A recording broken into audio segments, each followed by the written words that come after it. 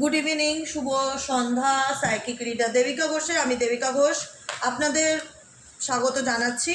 আজকে যে টপিকটা নিয়ে আমি আলোচনা করব আপনাদের জীবনে জুন মান্থে আজকে 26 তারিখ মে মাসের, এটা হচ্ছে টাইমলেস রিডিং।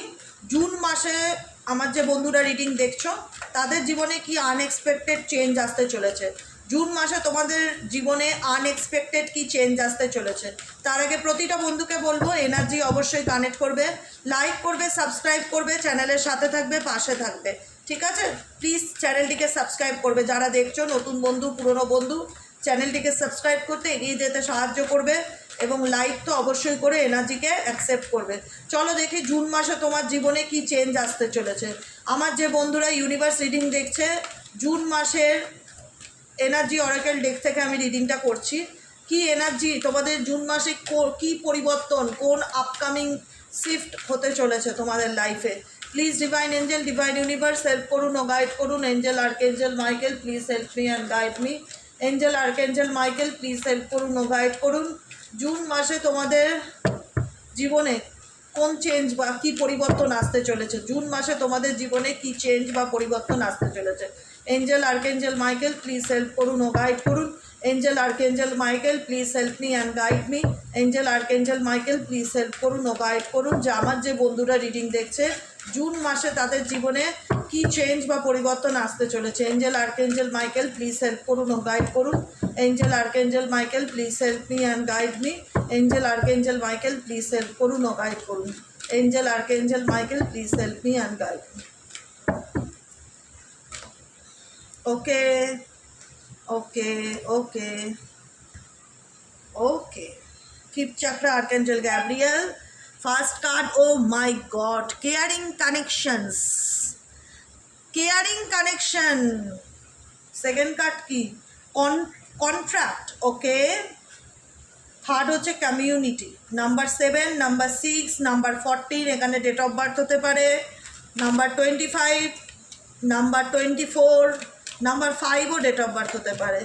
দেখি আর কি আসছে জুন মাসে তোমাদের জীবনে, কি চেঞ্জ বা পরিবর্তন আসতে চলেছে জুন মাসে তোমাদের লাইফে, কি চেঞ্জ বা পরিবর্তন আসতে চলেছে জুন মাসে তোমাদের লাইফে, কি চেঞ্জ বা পরিবর্তন আসতে চলেছে।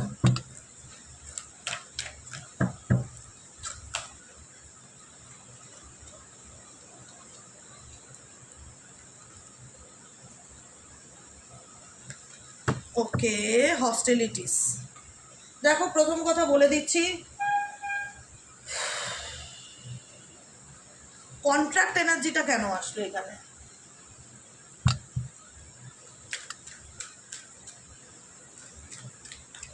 কন্ট্রাক্ট এনার্জিটা কেন আসলো এখানে, কন্ট্রাক্ট এনার্জিটা কেন আসলো এখানে, কন্ট্রাক্ট এনার্জিটা কেন আসলো এখানে।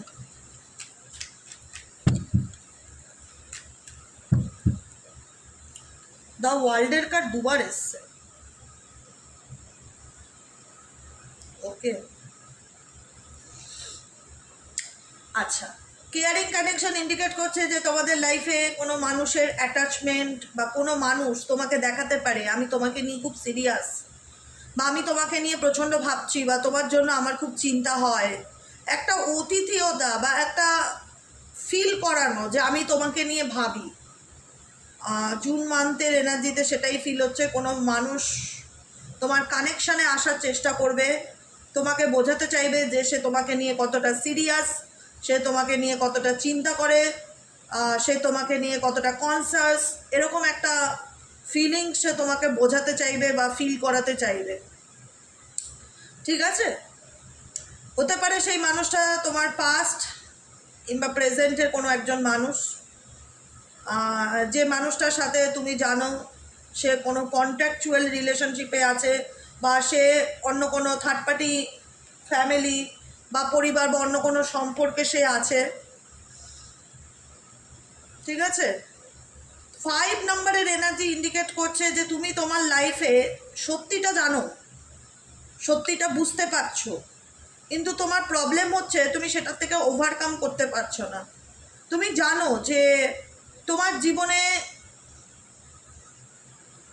তুমি অনেক ডিসিশানই নিচ্ছ, কিন্তু সেই ডিসিশানে তুমি শিওর নয়, মানে তোমাকে তুমি করছো, এগোচ্ছ, চলছো, ঠিক আছে, কিন্তু তোমার চোখ বাঁধা, মানে তুমি কি করবে বা কি করবে না কিছু বুঝে উঠতে পারছো না, বা তোমার একটা স্টাক ফিলিংস আমি দেখতে পাচ্ছি তোমার মধ্যে, যেখানে দাঁড়িয়ে তুমি কোনো সম্পর্ক যেটা টক্সিক বা যেটা তোমার জন্য হেলদি নয়, তুমি জানছো, বুঝছো, শুনছো, সব কিছুই বুঝতে পারছো, কিন্তু সেটার থেকে নিজেকে পুরোপুরি বার করে আনতে পারছো না, কারণ তোমার মধ্যে ভীষণ রকম কনফিউশন আছে, ভীষণ রকম এই ব্যাপারটা কাজ করে, ফ্যামিলি কি বলবে, লোকে কি বলবে, সমাজ কি বলবে, কমিউনিটি কি বলবে, আমার কি ডিসিশন নেওয়া উচিত।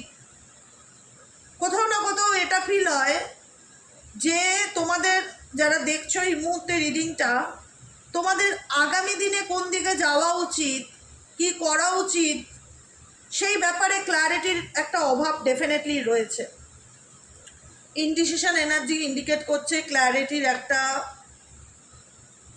অভাব ডেফিনেটলি রয়েছে, বা তুমি এমন একটা কন্ডিশন রিলেশনশিপে আছো, বা এমন একটা কন্ট্যাক্ট, মানে একটা হয় না কমিটেড রিলেশনশিপ, যেখানে তুমি চাইলেও বুঝে উঠতে পারছো না যে আদৌ তোমার এই সম্পর্কে কোনো ফিউচার আছে কি না, বা আদৌ তোমার কি ডিসিশন নেওয়া উচিত। তোমার মধ্যে একটা ইনডিসিশন ব্যাপার আমি জুন মান্থে ফিল করতে পারছি, এবং স্পেসিফিক ফর পার্সোনাল লাইফ বা রিলেশনশিপ রিগার্ডিং ফিউচার নিয়ে ডেফিনেটলি চিন্তাভাবনা করছো, ভাবছো ভবিষ্যতের কথা, কিন্তু একটা ডুয়েল মেন্টালিটি জুন মান্থে কাজ করবে। একটা অ্যাটাচমেন্ট পাশ থেকে বেরোতে না পারা, সব কিছু জানা সত্ত্বেও লেট গো করতে না পারা, বিয়ে তো করেছি, দায়িত্ব তো নেভাতেই হবে, রিলেশনশিপে গেছি, আমি চাইলেই তাকে লেট গো করতে পারছি না, চেষ্টা করছো ওভারকাম করার, এফর্ট দিচ্ছ, চেষ্টা করছো ওভারকাম করার, কিন্তু কোথাও না কোথাও তোমার স্ট্রাগলিংটা প্রচুর, তোমার নিজের সাথে নিজের লড়াই যেটাকে বলা হয়, তোমার নিজের সাথে নিজের লড়াইটা প্রচুর। এখানে কমিউনিটি কি ইন্ডিকেট করছে, এখানে কমিউনিটি কি ইন্ডিকেট করছে, please divine angel, divine universe help করুন ও গাইড করুন। এখানে কমিউনিটি কি ইন্ডিকেট করছে, angel, archangel Michael, please help me and guide me. এখানে কমিউনিটি কি ইন্ডিকেট করছে।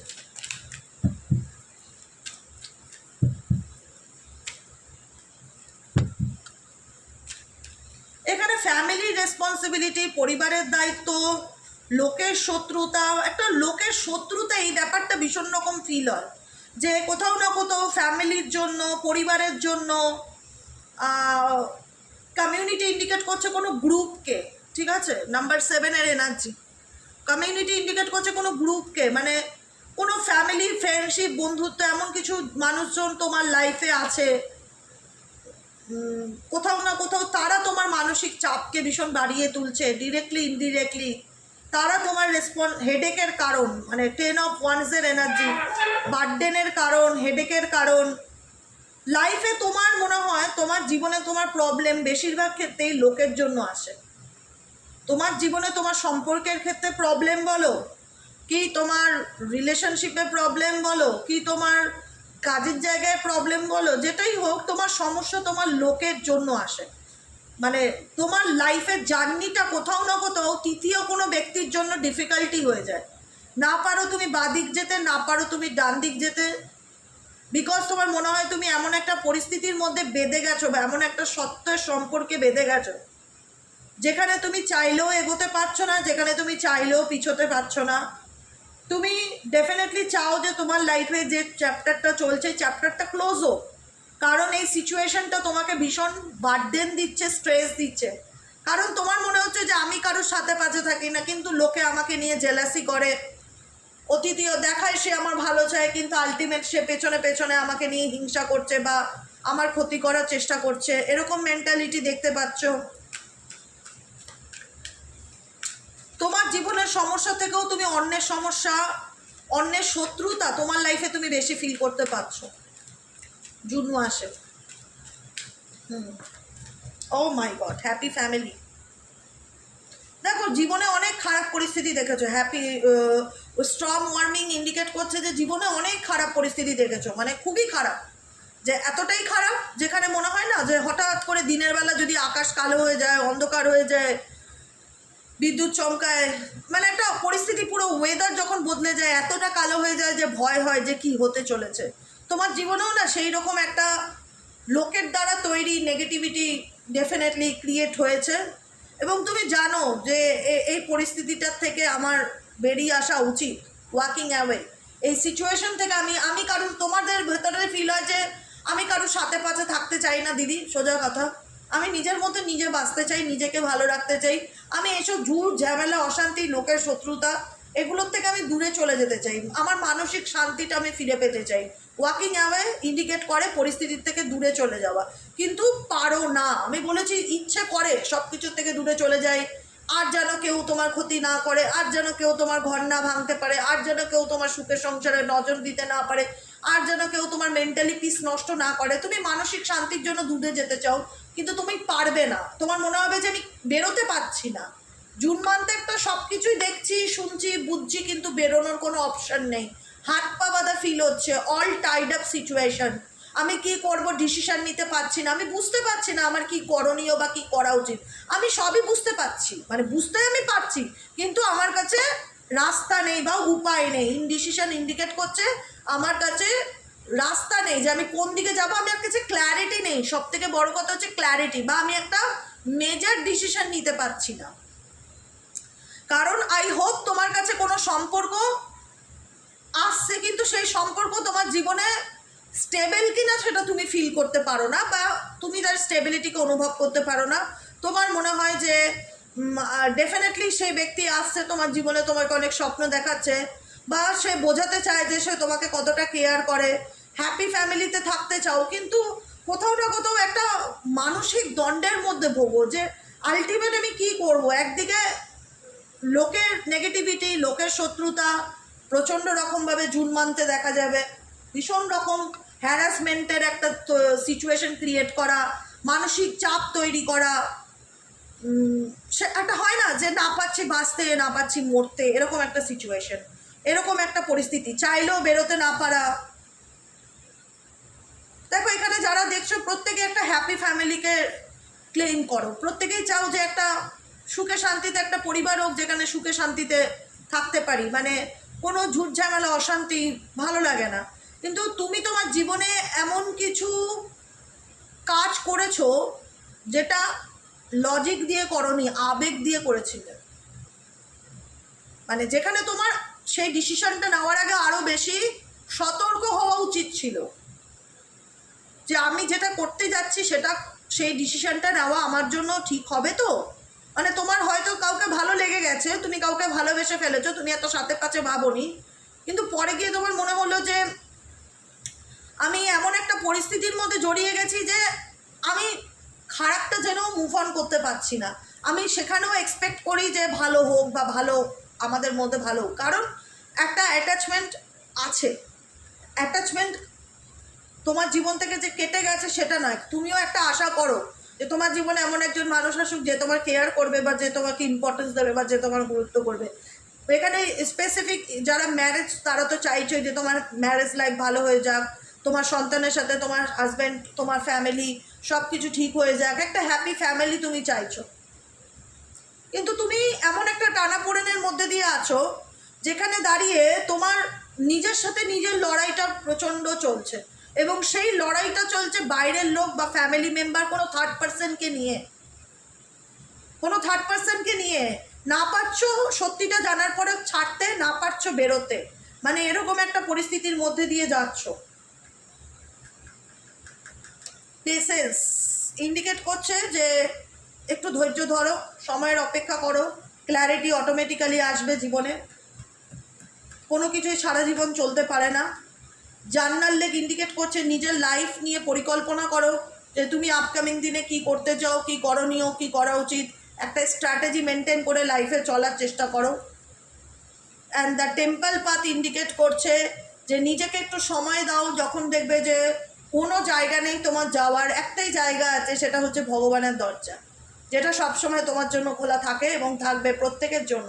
সেখানে গিয়ে অন্তত নিজের সাথে একটু সময় স্পেন্ড করো, ইউনিভার্সের সাথে একটু কানেক্ট হওয়ার চেষ্টা করো। যখনই কোনো ক্ষেত্রে খুব dark, deep, negative thoughts, feelings, negative vibration feel হবে না, একটুখানি নিয়ার বাই কোনো মন্দিরে 10টা মিনিট হলেও বসার চেষ্টা করবে, ঠাকুরের দিকে একভাবে তাকিয়ে থাকবে, তার সাথে মনে মনে কমিউনিকেট করার চেষ্টা করবে, তার কাছে নিজের দুঃখ কষ্টের কথা বলবে। মন ভালো না থাকলে সব দরজা বন্ধ হলেও ভগবানের দরজা কোনোদিনও কারোর জন্য বন্ধ হয় না। টেম্পল পাথ অবশ্যই খোলা আছে, ভগবানের দরজা অলওয়েজ খোলা আছে, ইউনিভার্স অলওয়েজ উইথ ইউ। কিন্তু তোমার জুন মান্থে আমি যেটা দেখতে পাচ্ছি, তোমার জীবনে ভালো কিছুর সাথে সাথে কিছু লোকের জেলাসি ভীষণ ফিল করতে হবে। মানে মনে হয় না যে কেউ কারোর ভালোটা সহ্য করতে পারে না।